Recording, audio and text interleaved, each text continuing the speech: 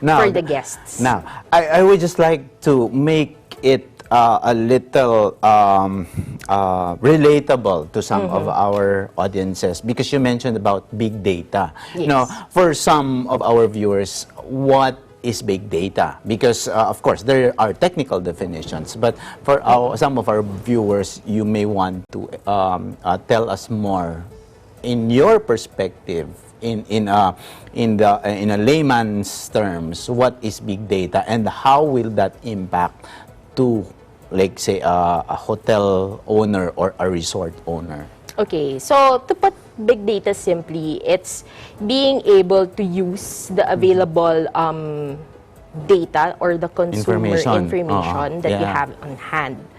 So maybe the surveys that you take among your guests, the orders that they pick. Kunwari, meron kang system, ano ba yung binibili nito? If you're able to track their visits to your hotel. Uy, returning guest ko to. Nandito siya last year. So at what time of the year? At what time of the year. So, and what they like to order? Probably in the restaurant or in the bar? Yes. I see. And when you get to synthesize the information that you have, more or less, you'll be able to create a more personalized experience. For example, bago pa lang siya dumating sa hotel, you took a quick survey and you ask them na what are your preferences, the fact na gusto nyo ba ng king bed, small bed, travel, do you want to explore the city or not? Those are samples, I mean, in terms of layman. Okay, without really, without easy telling us that that's a trend, she just mentioned that personalization is a big trend. Yes. And as a matter of fact, a lot of families, including the person I know, her name is Lyra. Every time she goes to a specific, like say, hotel in Hong Kong, for example, when they open the door, they know her immediately. You know, they say hi, they say her name immediately. Is this the kind of, and as a consumer, you feel good because you are given that kind of privilege in that specific hotel. So, how will personalization impact on a business owner or a hotel owner when they personalize? What's the impact to their bottom lines? Of course, they'll be able to generate more referrals from returning guests. So, kumbaga, Correct. yeah, that's simple. Even, I think, even without internet, if you make someone happy, right? That's the normal behavior of a consumer. Oy, okay to, you stay here, they make you feel happy. So I guess even the priorities of hotels right now, they are striving towards, you know, creating happier guests more than anything. Wow, interesting. Okay, another trend that I was able to discover, this is also in partnership with Globe by Business, is sustainable tourism, because we featured in one of our episodes with Globe by Business, sustainable tourism with Balesin. Now, in Balesin, the focus is really on providing livelihood to the community, the environment, or the services or the products that are environment friendly and all. Again, why is this? Why this interest on sustainability, environment friendly, and other trends on sustainable tourism? So I guess that's one way of a business trying to address one of the sensitivities of the market now. So more travelers now are conscious about a business impact to the environment. So kumbaga, Balesin is being conscious about this. They're trying to show their guests that, hey, we're not just here for business. We're trying to adapt, and we want our brand to support your advocacies as, you know, socially Relevant. concerned. Yes. So that's one way of personalization. Kumbaga, you're trying to address a particular need of your market. So in this case, yun yung mga environmentally conscious. Yun. Health conscious din. Health conscious then because they serve a variety of food menu. I mean, for vegetarians, for And also easy. I know that you probably belong to this age bracket, but even the Yes. even the millennials are Probably. really demanding for new experience. So sometimes, according to some of the studies, when they go to a specific area or locality, they're not after the most famous tourist sites, but they now immerse into the local culture. Yes. They immerse into the local activities. So is this also one of the trends now in the industry? Yes, that's true. People nowadays, they're looking for new experiences.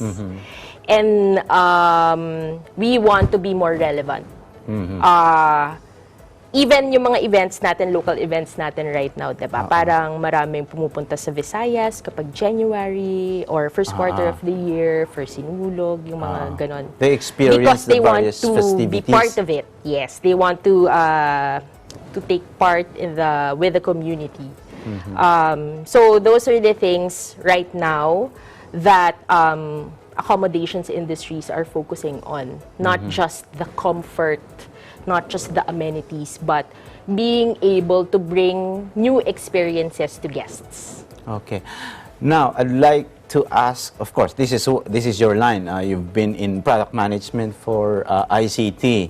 Yes. So that's information and communications technology. Now, in the course of your product management on ICT, there are a lot of areas in ICT, from your cybersecurity, diba? From your network, Yes, from yes.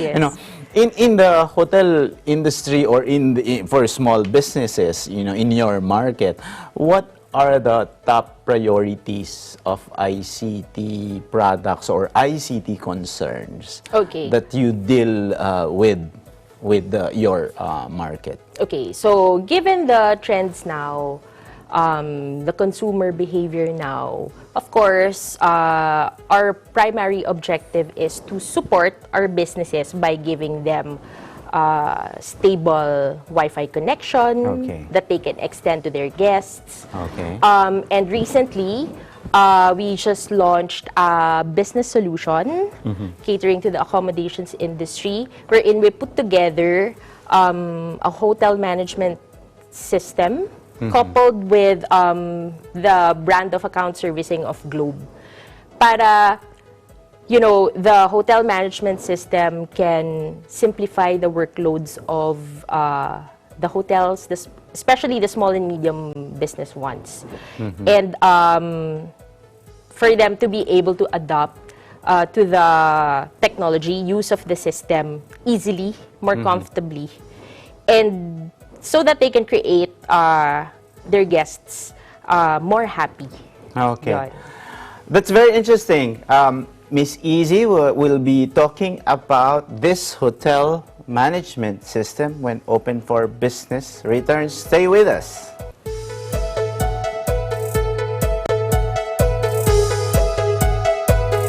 For our next trick, mind reading. Pangalan mo, Michael. Hindi. May kaibigan ka, Michael. Wala. Favorite color mo ay blue. Red. Paborito mo ang tender juicy hotdog. Tama! Walang duda, kids love Pure Foods Tender Juicy. Ang tender, ang juicy, ang sarap. Number 1 hotdog, may cheese dog at chicken dog pa. I will now make this hotdog disappear. Kids can tell, number 1 ang Tender Juicy. Bilis laki, nipis taba, Bimeg! Bilis kita! Tinuloy-tuloy ko hanggang Bimeg Premium Grower 1 and 2. May Lean Plus technology, kaya mas mabigat at manipis ang taba sa pagbenta. Kaya tuloy nyo na! Bimeg! Bilis kita!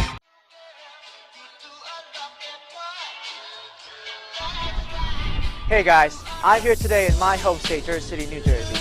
Make sure you tune into Digital Nest every Tuesday and Thursday at 7:30 p.m. I'm Ace and I'm 1 with 25.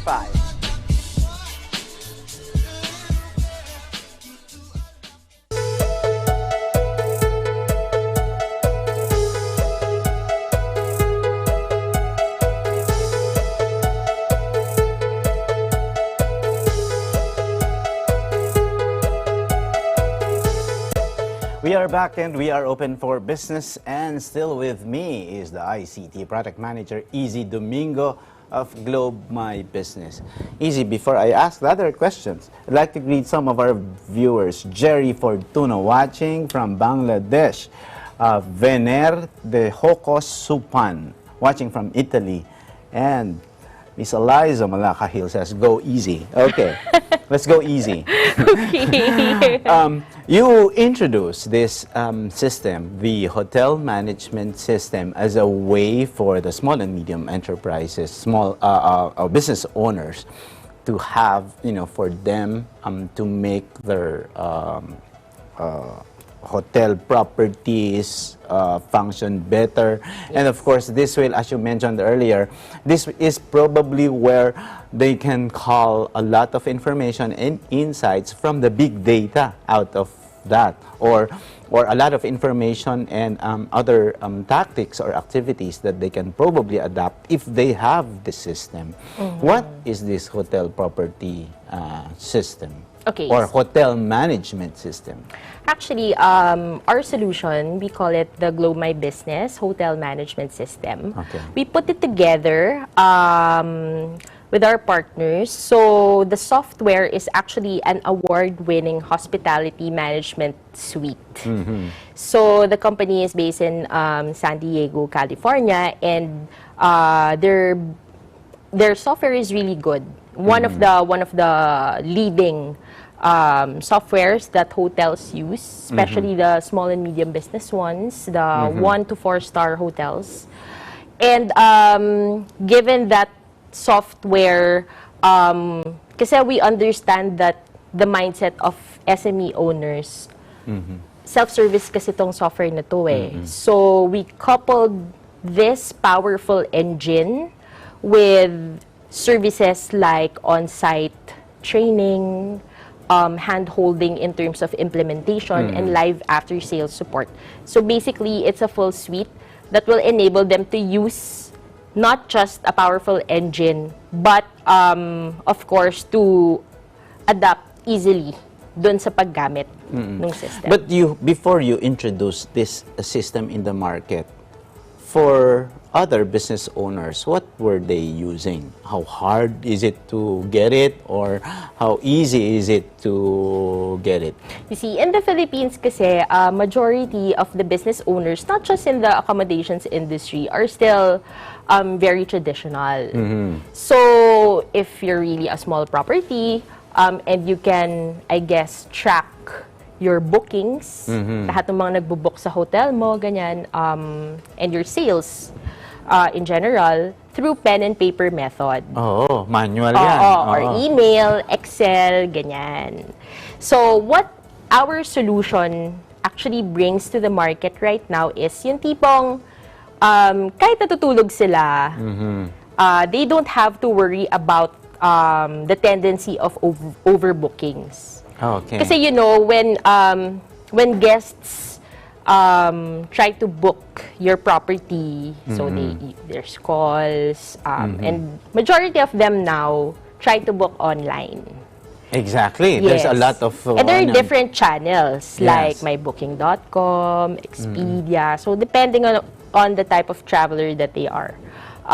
So, ang daming channels. And normally, for a small business owner, parang, wait, sometimes they get too overwhelmed with the different types of bookings, and then nagpa-pile up yung bookings up to the point that they cannot track anymore if meron pa silang inventory of rooms. Yes. And if I were the consumer who booked on that and I was overbooked or I was overlooked, the Yes. tendency is that I will get angry or I will get dissatisfied. Yes. And as you mentioned, what is important now is customer experience. Doon pa lang sa booking ko, if I get bad experience, Yes. I will not go to your hotel anymore. Yes. Actually, the customer journey right now starts from reservation. Actually, even discovery pa nga eh. Okay. Diba? What they see about your property. So, if a property right now is scored low in the review scores, medyo you have to think twice if you really want to book that property. So it plays a big part. And we partnered with Digital Arbitrage, the US-based company, because we believe that they offer a unique solution, meaning it's cloud-based, but it has an offline function. So even if the hotels, the managers or the operators can be rest assured that the rooms are allocated well to the customers. Parang it minimizes the incidence of overbooking. Okay, that's good because especially as you mentioned, some of the consumers will go directly to different sites, and for the business owner, as you mentioned, there's a lot of stress and pressure in trying to consolidate all this. So, if a business owner gets the system, what specific, you mentioned about full suite and earlier, but can a business owner choose also which types of the modules in the suite or in the system can he or she take? And what is the component of this suite or system? So right now, we offer flexible types of packages. So it can range from the full suite, meaning the software, including the services. But we're also, given the demand right now and the increase that we get, we're also now going to open software only. And later on, it's part of our roadmap is to offer modular.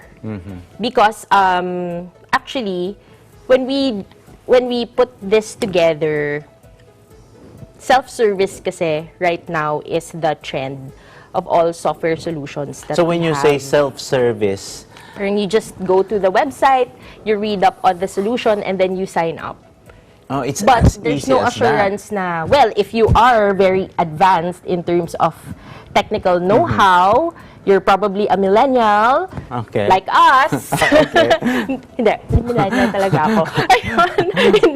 Ayun. So, if you are capable, then it should be easy for you. But hindi kasi ganon lahat. Yeah, especially the ones who are, business owners. Sometimes it's patriarchal, and it's best if there is some sort of, as you mentioned, hand-holding. Yes. Which is that kind of service. Yes, that's the value that we're trying to bring to our market. I mean, kasi it's one thing that you purchase a system or a software, and this applies to all actually.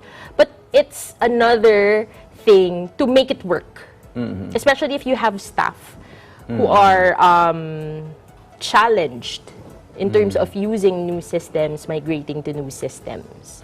Then it will be of little value if you purchase something that you don't get to use din naman effectively. That's right. So the value that we bring to our customers is actually giving them the system and partnering also with Quain to deliver on-site training to wherever they are in the Philippines, actually. So this offering is offered nationwide. Yes. It can be in Visayas, Mindanao. But Yes, my Luzon. question, Miss Easy, is, are there a lot of hotel management systems in the market? What's the competitive advantage of when they choose the Globe My Business hotel management system? Of course, there's a lot of alternatives right now, to be honest. But of course, what we're bringing to them is a powerful engine that's been widely used already in 35 countries. And hindi lang yun. I mean, meron na ring mga statements from all over the world, existing small and medium accommodations businesses, who have really shared how this engine has helped their business grow. So from a couple of rooms to marami na sila. And then, of course, in terms of price, we are competitive if software lang din naman yung pag-uusapan. But then, of course, we bring our brand of account management and support to the table. Kaya, you know, they have the option to pay a little more for those services. Of course, and if you couple the branding of Globe and the experience of Globe My Business in the telco business, it's really more powerful. Now, how will this management system impact on the bottom lines? Will there be greater savings? Has there been a study on the savings that will be as a result of the use of this, and other features and benefits for the business owner? Okay. So, this system kasi comes with a property management system, a channel management system, and a booking engine. I and of see. course, reports. So they can benefit from getting automated reports. So, reports pa lang alone, they can save already 4 hours of their Wow. time. Kasi that's normally What the reports average. will this generate? Normally, the reports from kumbaga kapag shifting na yung schedules to managers, yung turnover from one manager to another. I And then, see. of course, the sales reports for the day. It usually takes, if you're using a manual method, it usually takes you about 4 hours to generate a report. Yeah, interesting. Yeah, and with That's this, 4 hours. if you're yes. a hotel owner and you do not actually have that many people in your staff, just by using your Globe phone, LTE, or even if you're in the car accessing your laptop, you can already check the performance of your sales on a daily So you basis, can hourly access it basis. anywhere you are. So even if For as long as you have internet. Okay, so Yes. interesting. So it can be in the office or anywhere you are. It could be in your Yes. the comfort of your home. Yes, I the see. hoteliers. I see. Now, is there a minimum number of rooms for you to use this? Like, or is it what's the minimum or what's the maximum? And are there changes in terms of pricing and other benefits? Should you choose a specific module or you get the whole suite? Actually, there is no minimum. But Okay. we recommend that for optimal pricing purposes, we recommend that a property or a hotel with at least 20 rooms and above, up to 200 rooms yun. Kasi that's when operations get messy sometimes. Like if you have more rooms to track, yes, and to assign, that's when yung mga pen and paper method, Excel sheet method, hindi na siya ganun ka-convenient. And that's when the potential errors come in. We are running out of time, and before we ask Miss Easy to leave us for this interview, Miss Easy, how would you please invite our viewers, the business owners, hotel owners, why they would take advantage of the Globe My Business Hotel Management System? Okay, so I'm inviting everyone to check out Globe My Business Hotel Management System. You can contact our account managers or visit our website. That's globe.com.ph/business/SME. You'll get to know more on how exactly the hotel management system that we have, software and service, how it can benefit your operations. So this is not just simply, automating processes, but letting you adopt or use the system more easily because you get training from Globe. So, there. Thank you very much. That's a very powerful solution, and we hope to get more information about that in the contact details that you provided. And of course, you can visit again or watch this video again in our Facebook and in our YouTube channel. Our term of the week and our words of the week when open for business returns. Miss Easy Domingo, thank you very much. Thank you, Thank sir. you so much. Stay tuned, we'll be back.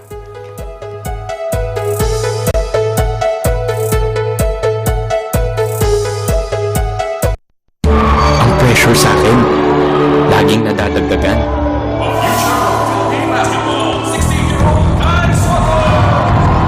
Kahit off-court, no escape. Buti may dagdag suporta ni Mama at Papa at ng Star Margarine. Bawat kutsara may Kid Power Nutrients. Tumutulong magpatangkad, lakas, at sigla. Dagdag sustansya rap. Mas abot mo ang pangarap with Star Margarine.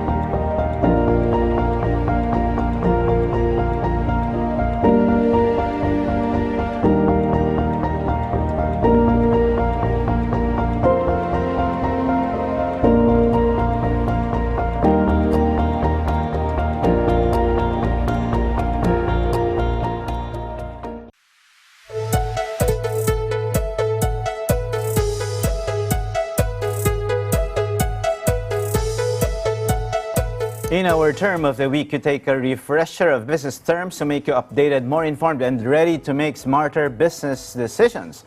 Our term of the week is OTA. OTAs are online companies whose websites allow consumers to book various travel-related services directly via internet.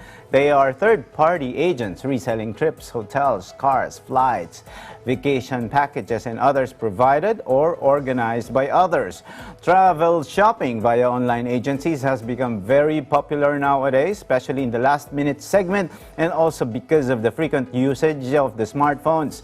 Today's consumers are on the go, and the advantage of a booking engine and the reservation solutions provided by the OTAs is that it offers instant payment and booking confirmation.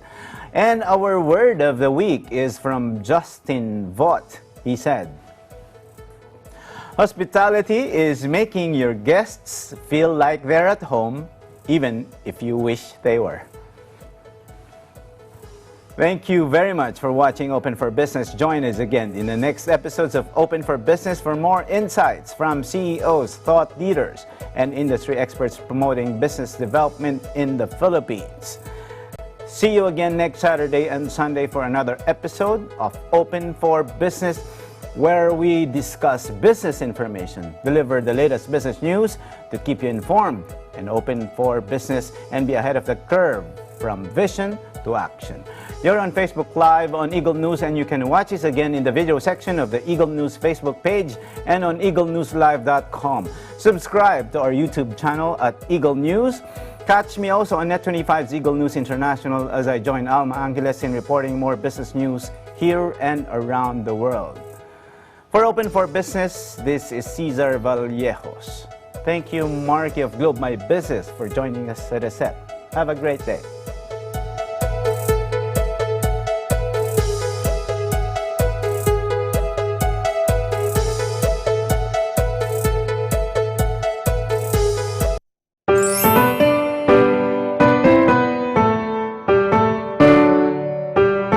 Hapunan.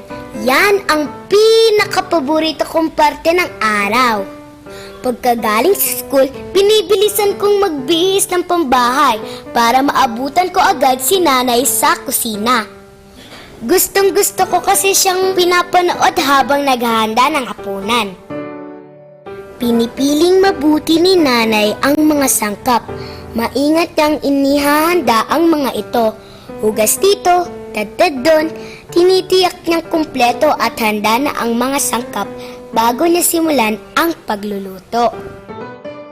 Kapag sinabi ni nanay na malapit nang maluto ang ulam, tumitigil agad kami sa mga ginagawa namin at pinagtutulungan naming ihanda ang hapagkainan. Ako na po ang kukuha ng mga plato, kutsara at tinidor, sabi ni Kuya. Ako naman po sa mga baso at pitsil ng tubig, sabi ni Ate. Nakikita ko na ring sinasandok ni Tatay ang kanin sa isang malaking mangkok. Ako po, anong gagawin ko? Inaabot agad ni Nanay sa akin ang mga maliliit na mangkok at sinabing, ito ang para sa'yo. Dalhin mo ang mga yan sa lamesa, bunso. Sabay buhat sa malaking lalagyanan ng ulam na puno ng mainit na sabaw. Ganito kami sa bahay, laging tulong-tulong. Handa na ang lahat kapag inilagay na ni Nanay ang ulam sa gitna ng hapag. Aba, mukhang paborito na naman ni Bunso ang ulam natin sabi ni Tatay. Nanalangin muna kami bago kumain. Pagkatapos, sinandukan agad ni Nanay ng sinigang ang mangkok ko. Amoy pa lang, gaganahan ka na talaga kumain. Dahan-dahan ko itong hinipan bago higupin ang mainit na sabaw. Ang sarap! Iba talaga ang luto ni Nanay. Sobrang saya ko sa tuwing kumakain ng luto ni Nanay. Wala talagang tatalo sa luto niya. Walang kasing sarap. Pero bakit kaya ganun? Hindi naman siya chef o ekspertong cook. Pero para sa akin, luto pa rin niya ang pinakamasarap. Mas masarap pa sa mga nakikita ko sa magazine o TV. Masaya ako makita ang ngiti ni Nanay sa tuwing nagsasabi ako ng magagandang bagay tungkol sa niluto niya. Si Kuya naman, tinatawanan ako tuwing napapakilig ako sa paghigop ng sabaw ng sinigang. Tapos si Ate naman, panay ang saway sa akin. Ang ingay mo talaga.